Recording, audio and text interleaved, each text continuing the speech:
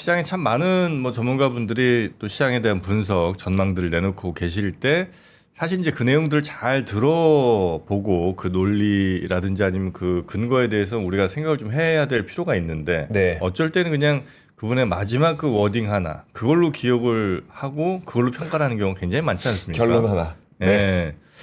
그러면 안 되는데 어쩔 수 없이 오늘 그런 일이 벌어질 것 같아서 미리 좀 깔아놨습니다. 코스피 3천, 코스피 3천 와. 신 우리 대신증권 이경민 부장님 어서 오십시오. 네, 안녕하십니까. 네, 어서오세요. 반갑습니다. 아 진짜예요? 뭐 저희는 그렇게 보고 있어가지고 네. 상반기가 좀 더 시장에는 되게 우호적이다라는 말씀을 드리고 상반기에 3천. 있고. 네. 와. 오. 지금 2,500이 안 되죠? 네, 안 2,485 정도 되죠. 그럼 이제 20%더 오른다는 거예요? 뭐 그 정도는 충분히 가능하지 않을까라는 생각을 하고 있는데요. 아, 그렇습니까? 잘 생각을 해보시면 2023년 10월 말 저점이 2,270이었거든요. 2023년 10월. 네. 그래요? 네, 근데 2024년 7월 고점이 얼마였는지 기억하시나요? 2,896입니다. 어. 24년 고점이? 네, 24년 7월 고점이 2,900이 바짝 다가섰다가 꺾였거든요. 작년 7월에 뭐 이렇게 나가냐? 그때 그때 반도체 엄청 반도체가 엄청, 반도체예요? 반도체가 엄청 땡겼죠. 바닥에서 확 올라오면 네. 수출 막 40% 늘어나고 막 네. 이럴 때였어요. 그리고 또 하나는 네. 2023년 10월 말 저점이 2,270이었는데요. 딱 두 달 만에 17% 튀어올랐습니다. 두 달 만에 17%. 예. 그래요? 11월, 12월. 예. 2,270에서 2,650 갔거든요. 어. 지금 코스피가 저는 솔직히 말씀드리면은 계엄령 사태만 아니면 지금 2,700대는 있을 수 있다라고 생각을 하거든요. 예. 그게 좀 150포인트에서 200포인트 내려왔다라고 본다면 네. 거꾸로 말씀드리면은 계엄령 이후 국내 정치적 불확실성이 정치적 리스크가 제거되는 시점에서는 예. 좀 더 탄력적인 모습들을 보여주지 않을까라는 생각을 하고 있고 2016년 박근혜 전 대통령 탄핵 당시에도 네. 비슷한 패턴이었습니다. 예. 헌법재판소의 인용 결정 전까지는 좀 올라가긴 했는데 되게 답답하게 올랐거든요. 네. 미국 증시보다 못했고 그러다가 인용 결정 직후부터 6개월 동안 S&P 500보다 아웃퍼폼하는 모습들을 보여왔어가지고 그런 부분들이 지금 눌려 있는 부분들은 있긴 한데 그게 좀 해소되게 된다면 좀 빠르게 정상화될 수 있다고 생각하고 있습니다. 16년에 또 그랬었군요. 네, 똑같죠. 뭐 트럼프 당선, 취임, 탄핵, 네. 뭐 똑같은 그림을 보여주고 있습니다. 시점도 굉장히 비슷합니다. 네. 네네네. 그래서 누가 뭐 이게 그때랑 이렇게 비교해 맞아요. 있더라고요. 그래서 뭐 그때 누가 뭐 차트에서 1등한 것도 뭐 이렇게 비슷하고, 네네네. 네, 뭐 그런 그리고 것도 이제 한강 작가가 그때는 맨부커상 받았고 이번에는 노벨상 받았고 네. 되게 비교 많이 했더라고요. 그것까지 비슷해요. 네. 콜드플레이가 와서 내한 맞아. 작년에도 했고 네, 그런 것도 있었는데 데칼코마니. 네, 그렇다는 얘기도 많이 네. 했더라고요. 네. 그래서 지금 이제 헌재 판결 나오고 정치적인 불확실성이 많이 좀 가라앉게 되는 것도 우리 시장에 긍정적 영향을 줄 것이고, 네, 그렇죠. 예, 거기다 이제 워낙 많이 눌려 있었던 이런 것들이 네. 이제 조금 제값 찾아가기 시작하면서 뭐 3천이라는 숫자가 그리 멀어 보이진 어렵지 않는다. 않을 수 있다. 네. 저는 지수 17% 뭐 20% 오르는 거는 그러니까 짧은 기간 안에 네, 네. 흔치 않은 줄 알았는데 앞서 말씀해 주신 것처럼 네. 있긴 있었군요. 또 네, 그건. 그때 또 2023년 10월부터 2023년 12월 말 1월 24년 네, 네. 1월 초까지 네. 그때도 다 생각해 보시면 지금이랑 대자부가 되게 많아요. 네. 그때 채권금리가 5% 넘는다고 난리가 났었어요. 네. 근데 그때 금리가 5%에서 3.8로 급전직하했고요. 두 달 만에. 그러면서 코스피가 튀어 올랐고 네. 글로벌 1등이었습니다. 수익률이. 예. 그런 흐름들이 있었긴 네. 했죠. 네. 근데 지금 네. 그때는 솔직히 제가 상황을 모르겠어요. 네, 시국이 네, 네, 어떤 네, 네. 상황이었는지 네. 모르겠는데 지금 이제 그러면 주식이 이 지수가 오르려면 사람들이 전체적으로 좋아질 것 같다 아니면 더 이익이 많이 날 것 같다 이런 이제 네, 네. 희망 내지 전망이 있어야 될 거 아니에요. 네, 네.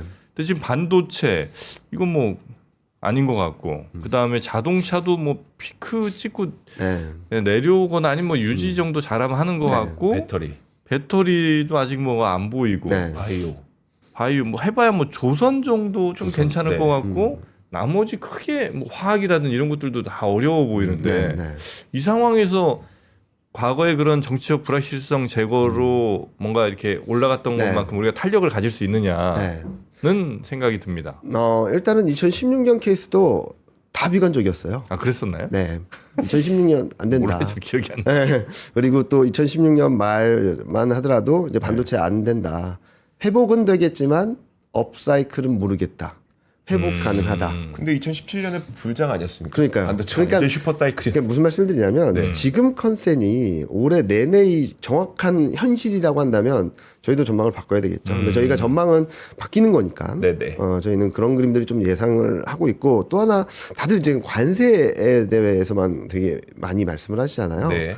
근데 또 관세 부과가 앞두고선 좀 변화가 있는 것들이 좀 나타나고 있거든요. 무슨 말씀을 드리냐면 자, 100원짜리 물건이 있는데 관세가 부과되면 110원이 돼요. 네. 그럼 어떻게 하실까요? 내가 장사하는 사람이고 기업이라고 한다면. 아 100원짜리 물건을 바꿔 놓는다든지. 그렇죠. 뭐, 네. 미리 사놓겠죠. 아 미리 사놓는다든지. 아 관세부가 그렇죠. 전에. 예. 아 그럴 수는 있겠죠. 예. 네. 그게 들어오고 있는 시그널들이 곳곳에서 나오고 있거든요. 일단은 요 그림 하나 보여드리면 어제 뭐 아예 제조 PMI가 나온 거는 아직까지 반영을 못했는데 제조 PMI 3개월째 서프라이즈입니다. 미국. 네. 그리고 글로벌 제조 PMI도 지금 4개월째 반등을 하고 있고 그리고 12월 달에 중국 수출입 지표가 서프라이즈를 기록했어요. 네. 그리고 12월 달에 미국 소매 판매는 좀 예상보다 못한 모습을 보여줬는데 광공업 생산하고 제조업 생산은 어마어마한 서프라이즈를 기록했습니다. 네.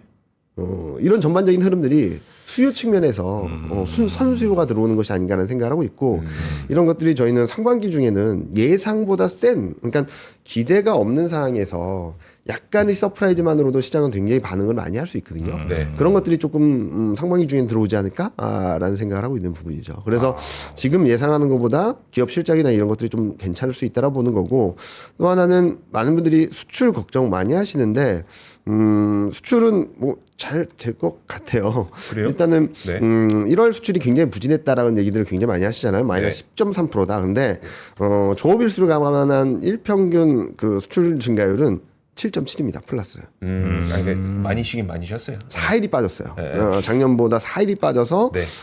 그런 그림도 있고 또 하나는 환율 효과. 네. 지금 뭐 환율 원화 기준으로는 뭐 그게 나오질 않아서 좀 봐야 되긴 하는데 환율 효과가 뭐 있냐면 4분기 때 달러 기준으로 수출 증가율이 플러스 4.2였어요. 네. 근데 원화 기준으로는 12.3이었습니다. 그렇겠죠. 네. 근데 뭐 매년 4분기 실적은 계속적으로 부진했었기 때문에 그렇긴 한데 요 그림 보시면은 4분기 때 달러 수출 증가율이 4.2였는데 12.3이 나왔고 그리고 지금 한국 수출이 마이너스 10.3이 나왔는데 일평균 조업일수를 감안한 일평균 수출은 더 확장되었고 네. 그리고 또 하나 보시면은 12월 원화 한산 기준 수출 증가율이 마이너스 1.3이거든요. 그러니까 마이너스 10.3이 마이너스 1.3으로 줄었다는 건 그만큼 환율 효과가 있었다는 거예요. 네. 그래서 4분기 실적은 어찌됐든 간에 뭐 빅베스라든지 이런 것들이 있기 때문에 매년 쇼크를 기록해서 좀 불안한 모습들은 있지만 4분기 실적 기대가 이만큼 낮아져 있는 상황에서 이런 효과들이 들어오게 된다면 저는 1분기 실적에 대한 부분들은 많은 분들이 걱정한 것보다는 좀 나은 그림들을 보여주지 않을까라는 생각을 하고 있어서 저는 계속 상반기가 조금 더 우호적인 투자 환경이다라는 말씀 많이 드리고 있어요.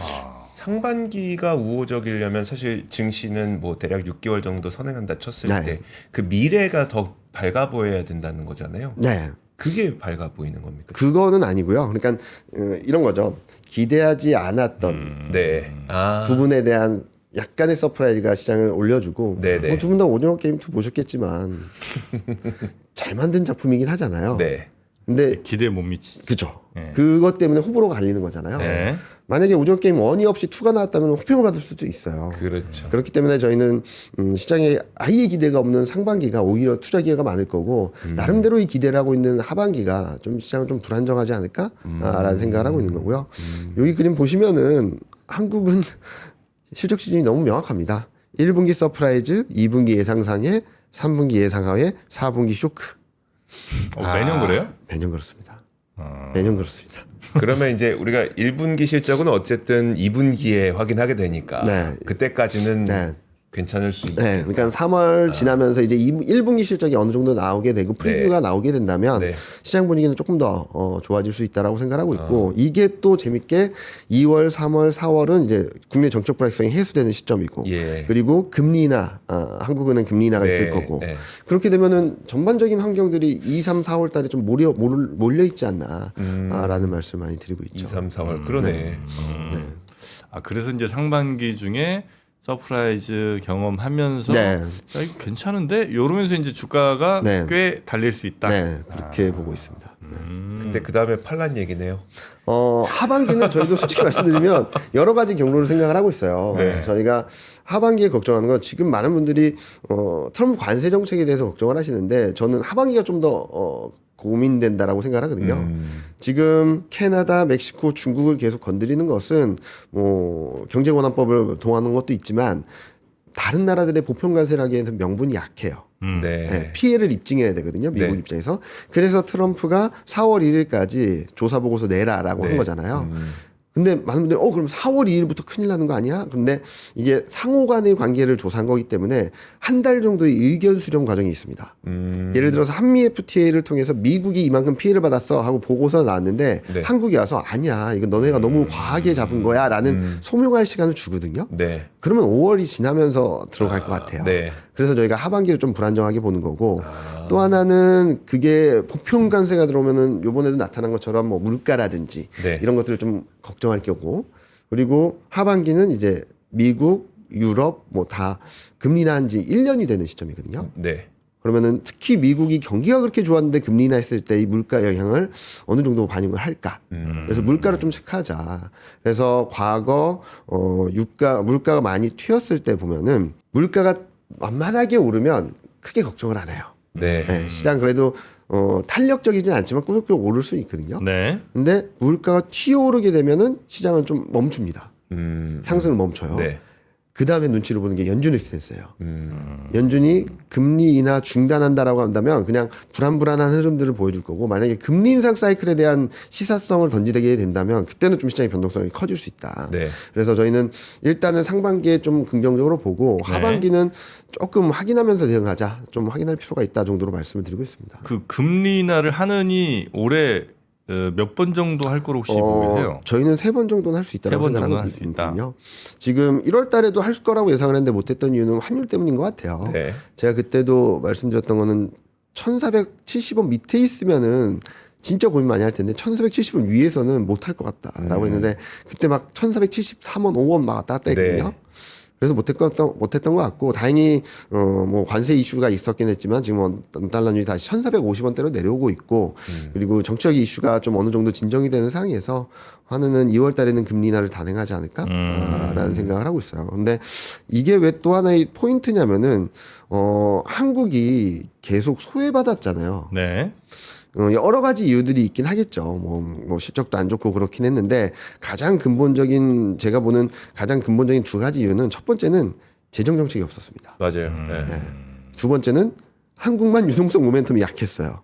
이 그림을 한번 보여드리면 요게 뭐냐면은 M2 증가율, 유동성 증가율이거든요. 네. 보시면은 짙은 색이 중국입니다. 중국도 바닥 잡고 등락은 있었지만 올라가는 그림이었고 뭐 유럽, 미국은 뭐 거침없이 올라갔죠. 네. 그러니까 미국 유럽 증시가 굉장히 좋았던 거고 한국만 7월 8월 달에 고점 찍고 꺾였어요. 네. 금리 인하를 하긴 했는데 대출 규제를 통해서 유동성을 옥죄거든요. 이때부터 한국 증시에 대한 매력도 그런 것들이 좀 낮아졌던 것이 아닌가라는 생각을 하고 있어서 이게 턴어라운드 하는 시점 그리고 지금 올해 예산의 70%를 상반기에 쏟아붓는다 그러고 그중에 네. 40%를 1분기에 쏟아붓는다고 하니까 네. 그런 재정 정책까지 들어오게 된다면 저는 좀 더 한국에 대한 저평가 매력이 좀 더 높아지지 않을까라는 예상을 하고 있습니다. 하여튼 상반기는 좋고 하반기가 조금 이제 불안한 경로 뭐 여러 시나리오를 쓰시겠습니다. 네, 네. 그렇게 지금 보고 계신 것 같고. 보통 지수를 이렇게 전망하실 때는 그 어떤 수준을 전망할 때는 숫자를 근거로 그 숫자까지 네, 네, 네, 말씀하시잖아요.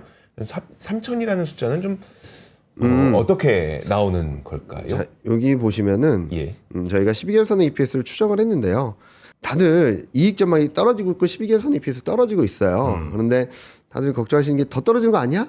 라는 얘기를 하시기도 하는데 여기 보시면은 올해 내년 이익 증가율 이익이 9%, 10%, 11%, 20% 하향 조정된다 하더라도 올해 이익이든 내년 이익이든 감익이 되진 않아요. 그게 무슨 말이에요? 다시 한 번만. 그러니까 이익 전망 자체를 예. 10%, 20%씩 내려간다. 이익 전망치가 떨어진다. 하향 조정된다라고 가정을 하더라도 네. 전년 대비 이익 증가율이 마이너스로 가지 않습니다. 아, 전망을 낮춰도. 네, 낮춰도. 네네. 10% 낮춰도 20% 낮춰도.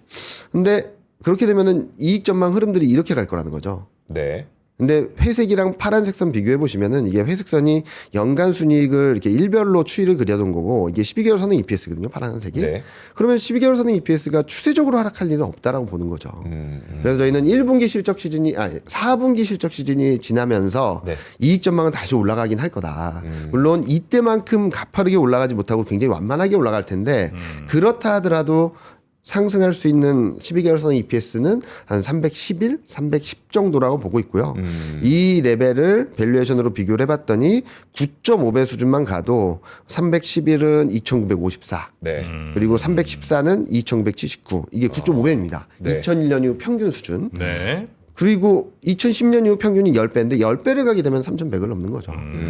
그런 그림이라서 저희는 이익 전망 자체가 와장창 무너지는 그림이 아니라면 올해나 내년이나 이익이 마이너스로 감익되는 그림이 아니라면 네. 저희는 충분히 이익이 어느 정도 올라오고 그와 발맞춰서 밸류에이션도 어느 정도 정상화되는 금리 인하 사이클이 재개된다면 네. 지금 8배 수준에 머물러 있는 PER이 네. 지금 9배나 10배 정도까지도 올라올 수 있다고 보고 있어서 이런 그림 하에서 저희는 3,000선까지는 열어놓자라는 말씀을 드리고 있죠. 이제 그러려면 일단 그 외국인들이 좀 많이 들어와야 되는 네. 거죠. 그렇죠. 네, 그들이 들어올 만한 상황도 역시 조성이 될 거라고 보시는 거예요. 일단은 작년하고 완전히 다른 것 중에 하나는 연기금입니다. 네. 연기금이 최근 평균 1,000억 정도를 사고 있어요. 여기 그림 보시면은 8월 2일 저점 이후 연기금이 어제까지 8조를 샀거든요. 네. 11월에 2조, 12월에도 2조 3천억, 1월에도 1조 6천억, 최근에 계속 사고 있죠. 네. 일평균 1,000억 정도를 사고 있어요. 근데 많은 분들이 에이 그거 많이 빠졌으니까 사는 거지라고도 하실 수 있는데 저희가 보는 것은 요 그림인데 여기 보시면은 이게 뭐냐면은 연금의 포트폴리오 비중 저희가 12월까지 추정하면 11.6%밖에 안 되거든요. 근데 올해 계획이 14.9입니다. 네. 3%포인트 이상 낮아요.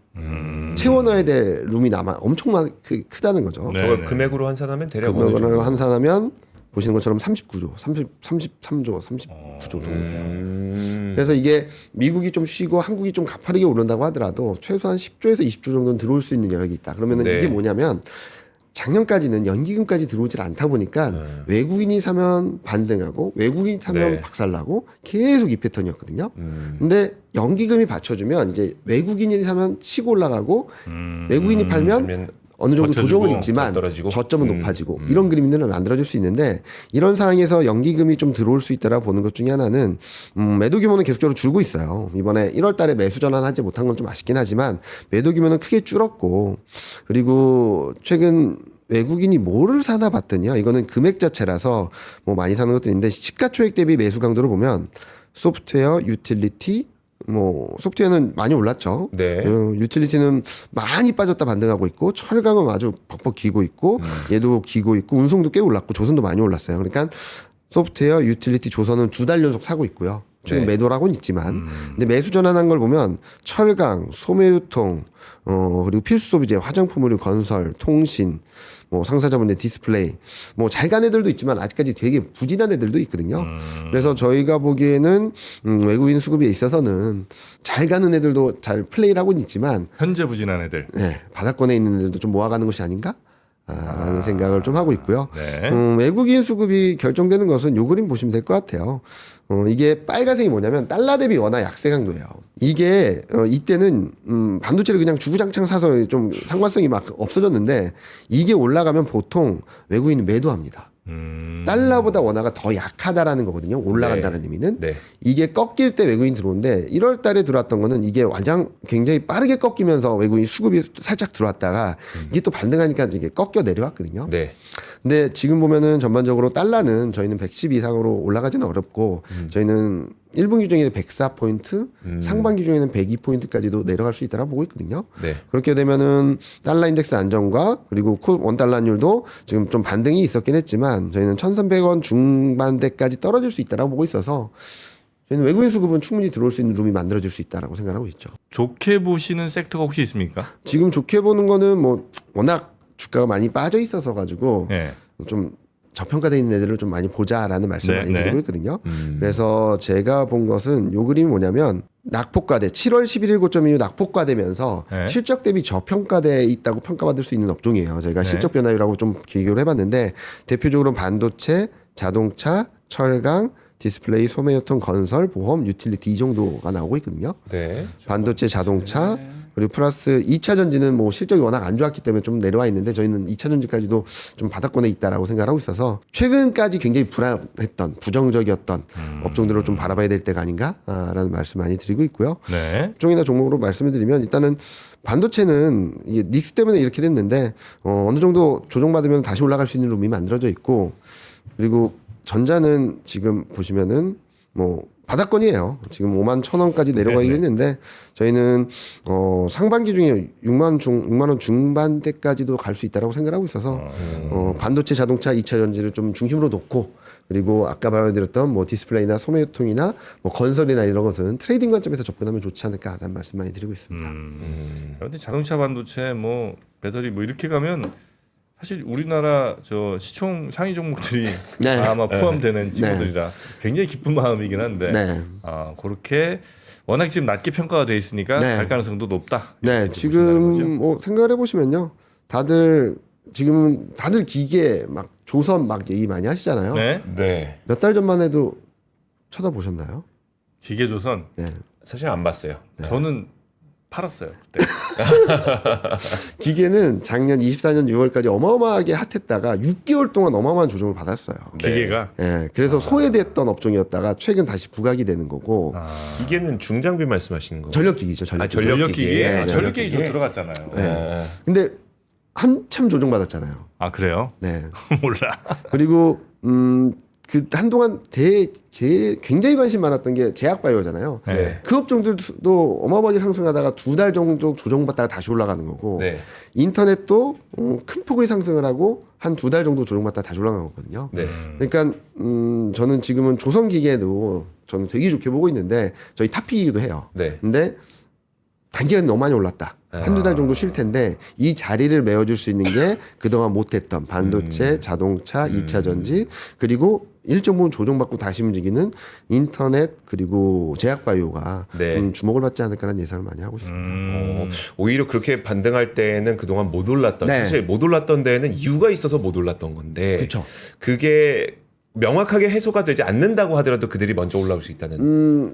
첫 번째 기술적 반응은 싸다라는 논리로 먼저 올라올 거고요. 네네. 그리고 그 이상으로 올라가기 위해서는 1분기 실적 확인이 필요하겠죠. 그래서 지금은 다시금 전저점 수준까지 다 내려왔거든요. 그 업종들을 보면은. 그래서 이 업종들은 기술적 반응은 충분히 가능하고 이제 2월, 3월 지나면서 제가 말씀드렸던 선수요는 반도체하고 자동차에 좀 플러스 요인이 될 것이고 네. 금리가 좀 떨어지는 그림들은 인터넷, 2차 전지, 제약 보유에 좀 플러스 요인이 될 거고 그리고 중국 양회 정책 기대라든지 네. 이런 것들도 저는 2차 전지에는 좀 플러스 요인이 될 것 같아요. 그래요? 양회가? 중국 정책 기대감 중에 첫 번째 그 과제 1번 순위가 뭐냐면은 내수예요. 소비 확대예요. 예. 네. 네. 전기차 판매 전체 비중이 근데 우리 배터리를 쓰지는 않잖아요. 우리 배터리를 쓰진 않는데 지금 테슬라가 왜 빠졌죠? 중국에 대한 이슈나 중국에 대한 불안감들 때문이잖아요. 네. 심리가 돌아설 수 있고 자 심리가 돌아서면은 먼저 움직이는 뭐냐면 산업금속 쪽에서도 2차 전지 관련된 쪽이에요. 네. 그러면은 2차 전지 소재는 네. 한번 움직일 수 있는 아, 룸이 소재는? 생길 거다. 네. 그래서 한국 2차 전지 소재 업체들은 원자재 가격 변화에 되게 민감하거든요. 예. 그래서 지금 보시면은 원자재가 제일 먼저 오르는 게 금을 제외하고 네. 경기 민감한 애들 보면은 제일 먼저 오르는 게 천연가스, 두 번째 움직하는 게 유가, 네. 그 다음에 움직일 수 있는 게 산업금속이거든요. 근데 산업금속은 중국 경기 회복, 그리고 위안화 강세, 네. 그리고 정책 기대 이런 것들이 좀 힘을 실어줄 텐데 이런 것들이 움직이게 되면은 2000년 관련된 소재 업체 원자재들이 움직이면서 2000년 소재는 어제도 좀 급등을 하는 모습들을 보여주게 그래요? 되면서 네. 2000년 소재 쪽에는 좀 분위기가 만들어지지 않을까 하는 생각을 하고 있습니다. 제 계좌 중에 이제 2차 전지 모아놓은 친구들이 하나 있거든요. 저도 퇴직연금 ETF에 2000년제가 꽤 있습니다. ETF가. 와. 네. 아, 그때쯤에는 달라지겠죠. 달라져야죠. 그 시기쯤은 그래서 엄청 저희는- 달라질 거예요. 저는 좀 좋게 보고 있어서 아, 지금은 다들 좋은 쪽을 따라가다 보면 네.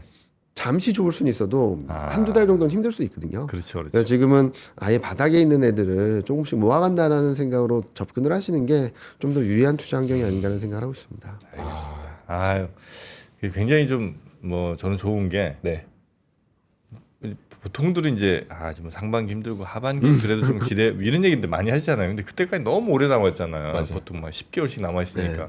근데 이제 상반기가 네. 또 괜찮다고 해주시니까 네. 마음이 많이 좀 따뜻해집니다. 그리고 또 2차 전지 또 이런 애들 얘기가 나오니까 매우 좋습니다. 네. 부장님. 꼭 그렇게 되길 바라겠습니다. 아니, 정프로님 타겟으로 나오신 것 같아요. 막 전력기기도 얘기해 주시고 그냥 나 위로해 아유, 주려고. 뭐, 정프로님 위로해 주려고 나오신 것 같아요. 정프로님 1호 방송으로 그러나 아마 저랑 비슷한 분들이 꽤 많이 계실 거라 많으시겠죠. 네. 많이들 위로 받으셨으면 좋겠고. 근데 뭐 충분히 그럴 수 있을 것 같아서 네. 그 움직임 한번 저희도 잘 살펴보겠습니다. 대신증권 이경민 부장님과 함께했고요. 다음 시간에 또 뵙겠습니다. 고맙습니다. 감사합니다. 감사합니다.